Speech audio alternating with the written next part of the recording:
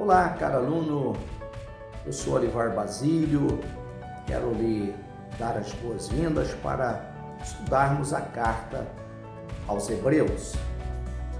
Essa epístola, sem dúvida nenhuma, é uma das mais lindas da literatura bíblica e por ela os sacrifícios da antiga aliança se revestem de um colorido de tom vermelho carmesim, que é o sangue precioso de Jesus derramado na cruz do Calvário.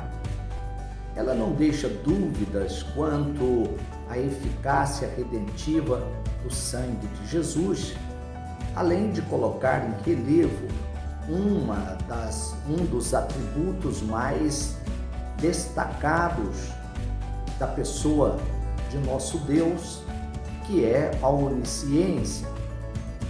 Por meio desta carta, nós teremos a oportunidade de ver o sacrifício expiatório de Cristo prefigurado nos sacrifícios do Antigo Pacto, aonde eram oferecidos a cada ano o sangue dos touros e dos bodes, que apenas prorrogavam por um tempo a exigência punitiva pelo pecado da humanidade.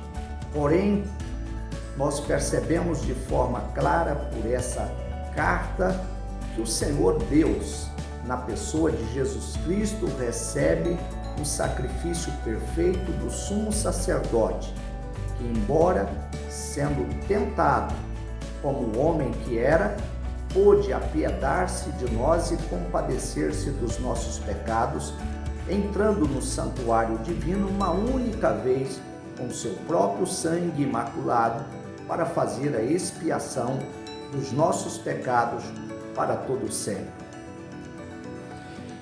A Epístola aos Hebreus gira em torno da pessoa e obra do Filho de Deus. Sua presença permeia o livro do primeiro ao último capítulo. O escritor descortina sua mensagem, lembrando aos pais que Deus é antes de tudo e que no passado falou ao povo judeu, muitas vezes pelos profetas, mas no presente a voz de Deus é ouvida por meio do Filho, a quem constituiu como herdeiro de tudo e por quem fez o mundo. A superioridade do Filho de Deus como primogênito, gerado do Pai, o faz superior a tudo e a todos. É superior aos anjos, pois são apenas ministros enviados para servir a favor dos salvos.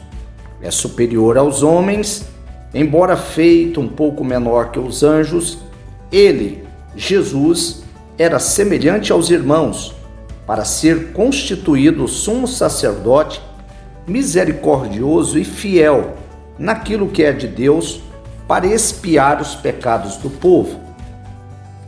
Também, Cristo é superior a Moisés, embora esse tenha sido fiel em toda a sua casa, mas o Filho, como Filho do homem, tem maior glória do que Moisés, uma vez que, como filho, edificou a própria casa.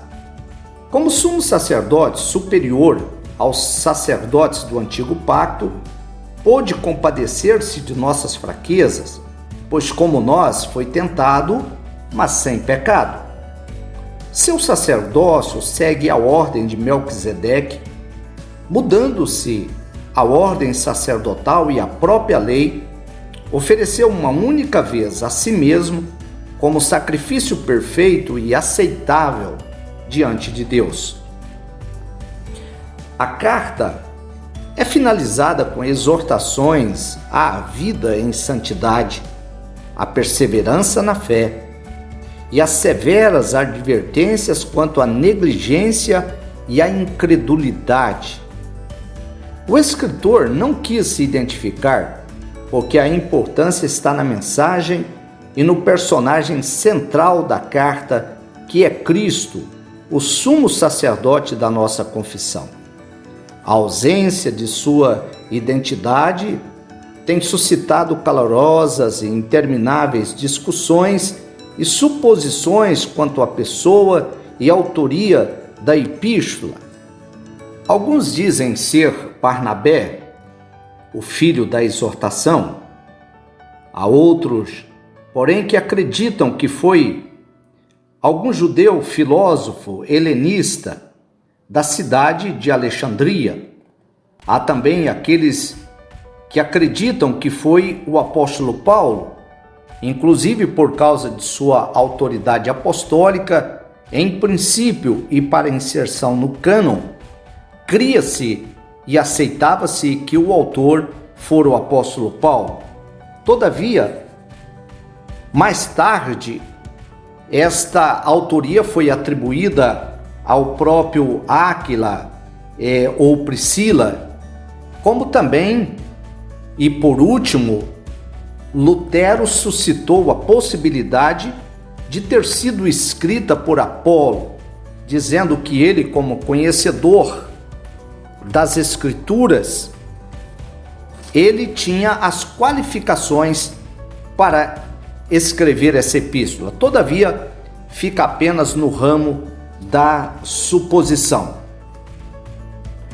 A falta de um autor não diminui o valor doutrinário e teológico da carta.